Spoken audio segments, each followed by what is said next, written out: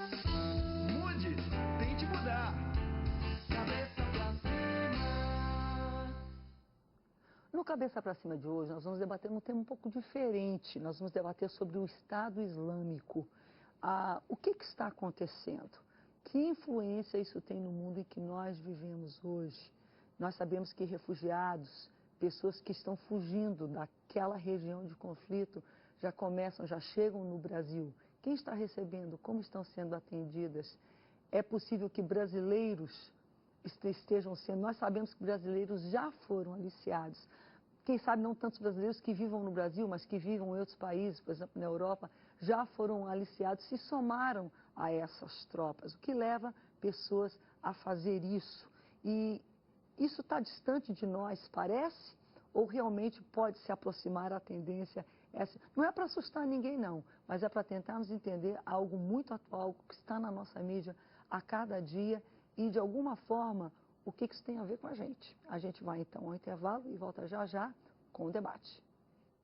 Nos últimos meses, o Estado Islâmico, uma dissidência do grupo da Al-Qaeda, montou uma campanha brutal na Síria e no Iraque, que permitiu ganhar posições e conquistar enormes faixas de território, de 30 mil a 50 mil combatentes. Essa é a estimativa do número de militantes lutando atualmente pelo Estado Islâmico, de acordo com Hisham al-Hashimi, um especialista do próprio grupo. Muitos soldados do exército iraquiano foram forçados a se unirem ao grupo, antes conhecido como Estado Islâmico no Iraque e na Síria, e outros foram recrutados. Uma coalizão liderada pelos Estados Unidos e com a participação de cerca de 60 países iniciou seus ataques aéreos a alvos do grupo no Iraque no dia 8 de agosto de 2014. O objetivo é enfraquecer e, consequentemente, destruir o grupo. O Departamento de Defesa dos Estados Unidos calculou o custo total da campanha até o dia 9 de janeiro de 2015 em 1 bilhão e 300 milhões de dólares, com um custo diário médio de 8 milhões de dólares. Militantes do Estado Islâmico estão cometendo crimes contra a humanidade, promovendo uma perseguição étnica e religiosa. O alerta é da ONU, que também acusa o grupo de recrutar menores de idade para lutar e de executar centenas de pessoas inocentes. A ONU também os acusa de atacar cristãos e outras religiões. Bem, vamos lá. Conosco para debater, eu agradeço a presença de cada um dos senhores. Fernando Padovani, que é doutor em Economia Internacional, professor de Economia Internacional na ESPM aqui no Rio de Janeiro e também da Universidade Estadual do Rio, a UERJ conhecida. Professor Fernando, muito obrigada pela sua presença. Prazer estar aqui com você, Rebeca.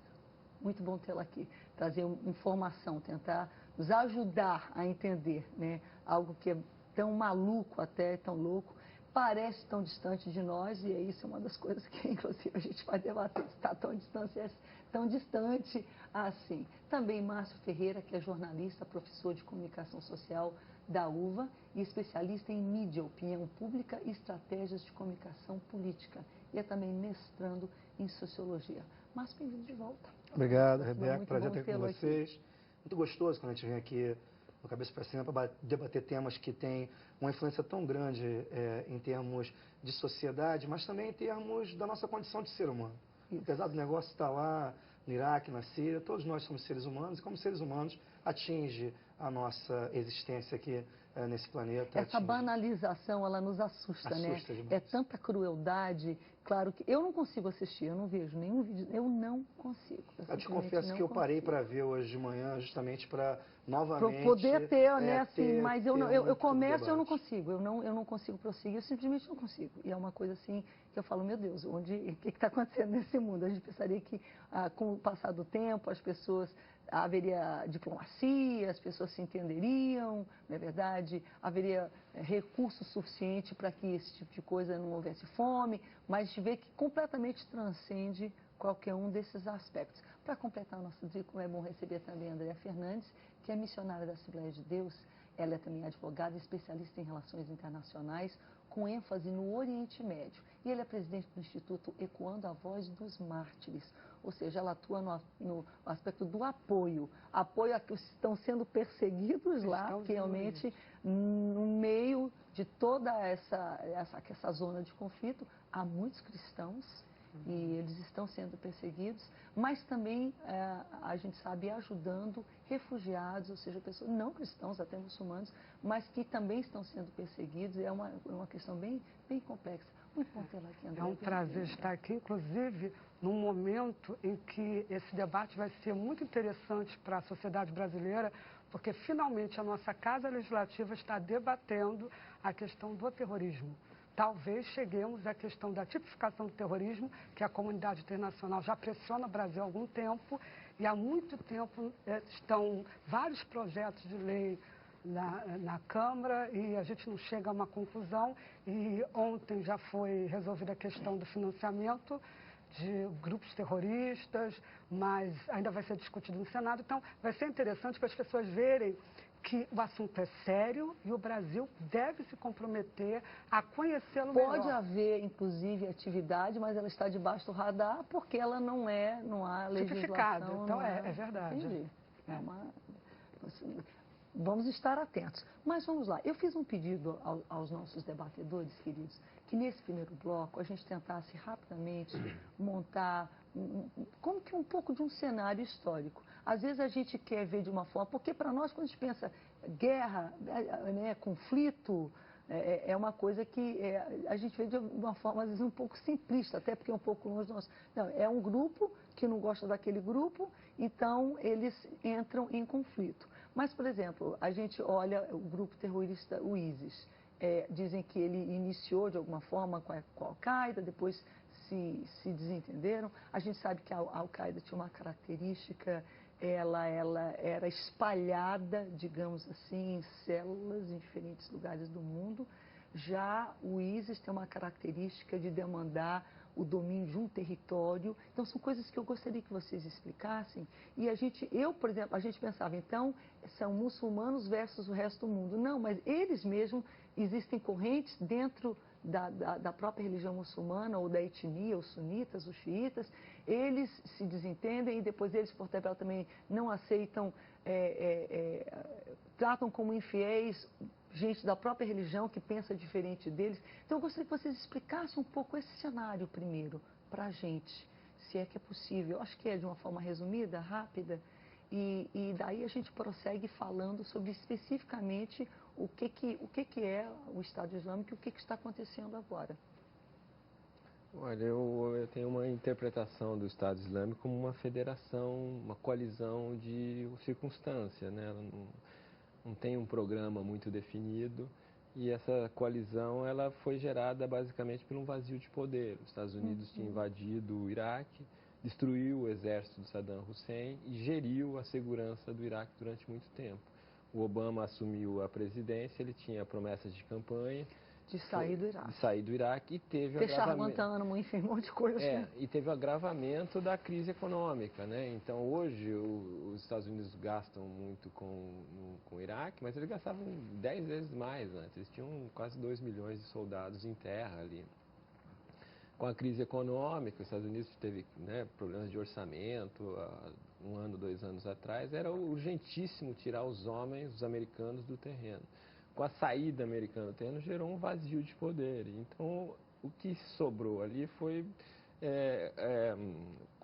arrumado, vamos dizer assim, organizado sob a forma de uma federação solta, né? Não tem uma ideologia muito forte, um objetivo.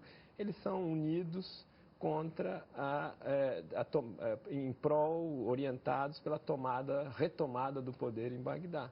Então, aquilo une uma série de combatentes islâmicos, muitos estrangeiros, líbios, paquistaneses, afegãos, palestinos, sírios, europeus, muçulmanos que vão para Irã. Então é uma grande federação unidos por um objetivo comum, tirar o governo marionete, vamos dizer assim, que os Estados Unidos estabeleceu ali. Você fez uma observação, a gente, pela distância, a gente tende às vezes, a gente pode pensar qualquer coisa sobre isso, né? Dá muita liberdade de interpretação. Eu vejo uma certa demonização do ISIS. Não que eles não façam atos chocantes ali. Demoníaco, né? Eu entendi. Mas eu acho que é mais do mesmo nesse sentido. Por exemplo, a gente não está olhando o que está acontecendo na Líbia. nem o que está acontecendo no Afeganistão. Ou na Síria, efetivamente, e na pelas própria tropas Síria, do né? próprio então, exército a gente sírio. tem, acho que, uma tendência não tem como ver. muito orientado pela imprensa americana, não direcionada, sem teoria da conspiração, de transformar o ISIS num problema maior do que ele é. Porque, na verdade, o Obama tem uma questão muito difícil, que é o custo político e o risco eminente de perder o Iraque. Então, ele tirou as tropas e ele quer manter livre a oportunidade de devolver as tropas a cada momento. Mas, para isso, ele vai precisar se justificar na opinião pública americana. Deixa eu fazer uma pergunta aqui. Por favor, pode começar o debate, porque, de alguma forma, eu coloquei uma coisa que está mais na área dele, né? A pergunta, mas vocês também, dentro da área de estudo, podem colaborar. Mas, digamos que eu vejo realmente esse elemento, eu acho que ele é um elemento muito forte, mas, independente do Iraque, eu acho que as questões que estão na base do Estado Islâmico, elas não são apenas ligadas ao aspecto desse vácuo. Eu acho que a própria luta já secular entre xiitas e sunitas, a questão do Talibã com a Sharia, ou seja, um retorno a uma forma religiosa, porque a gente sabe que a religião está muito misturada de uma forma que a gente quase não entende, porque a gente vive num Estado... E olha que nós vivemos num Estado laico bastante religioso, eu acho. O Brasil é tido como Estado laico, mas a religião tem uma influência, assim, tremenda. Né? A gente não é tão laico assim quanto... A gente é menos laico do que a gente... Pelo menos essa é a minha opinião. Mesmo assim, com essa vivência, a gente não tem como avaliar, entender o que é lá. Eu acho que lá é completamente... Rebeca, na realidade, o grande problema do Oriente Médio está centrado na questão do conflito sectário. O grande conflito entre sunitas e xiitas, buscando principalmente Arábia Saudita, Irã, Turquia, auxiliados pelas potências, Estados Unidos, Rússia, a própria comunidade europeia, eles fazem naquele território as chamadas guerras de procuração. Na busca de poder, eles usam e a gente sabe que tudo é uma questão econômica, o petróleo, enfim. E, na realidade, por exemplo, eu demonizo, sim, o Estado Islâmico. É um grande risco, é uma grande ameaça para o local. Até porque, primeiro, comecemos pela ideologia. Onde começa a ideologia do Estado Islâmico? Na realidade, o Estado Islâmico tem um fundamento religioso que é reconhecido em todo o Oriente Médio, que tem uma excelente aceitação popular. Para você ter uma noção, na Arábia Saudita, 91% da população acata as posturas do Estado Islâmico como uma consequência da Sharia, como sendo correta. A Al Jazeera fez também uma pesquisa recentemente com o público e 80% do público acredita que o Estado Islâmico está agindo de forma correta. Nós temos agora no Afeganistão, o Mullah Omar morreu, descobriu-se agora, quer dizer, já se sabia, mas a inteligência paquistanesa... e agora foi confirmado. 2 anos, pois é. E agora o maior problema ali naquela região é que já é certo que aqueles milhares de grupos, são mais de 1000 grupos, facções ali dentro do Afeganistão. O Talibã, ele vai perder muito poder, já está perdendo muitos comandantes para o Estado Islâmico. E qual é o grande problema do Estado Islâmico? O Estado Islâmico, ele traz uma ideologia que, na realidade, ela é salafista, ela é extremista, como todos dizem. Quando você fala salafista, você quer dizer o quê? É um ramo do sunismo que acredita que a Sharia deve ser implementada conforme os tempos de Maomé, quando o califado teve a sua expansão. Então, o sonho de muitos muçulmanos, não são poucos, são milhares, que dão apoio ao Estado Islâmico. Mas os sunitas, né? E os xiitas também. Só que é outro tipo de teocracia. O xiita, sim, uma teocracia islâmica, todos os dois têm esse sonho. Tá? Mas quem agora está com um grande poder nas mãos são os sunitas, através do Estado Islâmico. Então, o que ocorre? Zarqawi, que foi um cidadão que o mundo se apavorou com ele, por quê? Ele trouxe uma nova visão totalmente diferente do Bin Laden. O Bin Laden acreditava numa guerra que o mundo muçulmano deveria travar contra as potências estrangeiras que foram lá, o imperialismo, fizeram coisas terríveis no Oriente Médio, a gente sabe disso. Então era essa, a luta contra o agressor. Chega o Zarqawi e ele tem uma ideia totalmente diferente, ele era jordaniano e ele acreditava que deveria se formar um califado, que é realmente o sonho fundamentado na tradição islâmica. O quinto nível de política, segundo a visão dos muçulmanos estudiosos, seria a implementação do califado. E uma outra questão que eles se fundamentam é a chamada baia, ou seja, a fidelidade que o muçulmano deveria ter a essa liderança, seja o califa, seja um príncipe. Então, isso tudo está fundamentado numa tradição islâmica que Al-Azhar, que é a Universidade do Cairo, que é o fundamento ideológico de toda essa doutrina, está lá, e que é o fundamento da própria Arábia Saudita e do mundo muçulmano. Há 200 anos eles têm essa visão também salafista que mantém conflitos ali no Oriente Médio. Então você vê já de alguma forma anseios e questões históricas Sim. que vêm e se coincidem com aquilo que o professor Fernando colocou aqui, que é um vácuo de poder criado com a saída. É uma discussão assim, né? Por exemplo, é uma questão complexa, porque a gente olha, é uma questão superposta, a gente olha e vê religião e esquece que atrás tem uma questão geopolítica. Né? E econômica. Se a diversidade, se o sectarismo é fonte de conflito, eu acho que não é. As pessoas de crenças diferentes podem conviver sem combater? Sem Mas, brigar? professor Fernando, vamos fazer o seguinte. Só voltando. Essa vai ser a deixa, então, para o próximo bloco. Se o sectarismo por que não havia conflito sectário quando Saddam era presidente, quando Shah Reza era do Irã?